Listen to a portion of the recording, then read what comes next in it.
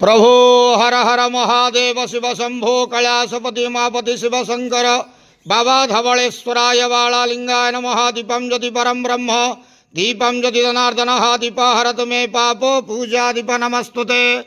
बाबा धवलेश्वराय बालालिंग महाप्रभु संसार सुखी रखंतु। आज शुभ गुरुवार बड़ दिन गुरु पंचमी रे समस्त श्रद्धालु भक्त मानक आशीर्वाद करंतु, मनस्कामना पूर्ण करंतु, कर्म क्षेत्रोन्नति करंतु, ग्रहरिष्ट खंडन करंतु, जगतर मंगल करंतु, विश्वर कल्याण करंतु, आपणकर नाम विख्यात करंतु, सेवकर डाक श्रवण करंतु, समस्त गुआवसा भक्त मानकर मनस्कामना पूर्ण करंतु। जो जो भक्त माने आपणक पाखरे मानसिक रखिछंती तांक मानसिक पूर्ण करंतु। बाबा धवलेश्वराय बालालिंगाय नमो नमः। संसार सुखी रखंतु, आनंद गवार हरि बोलो।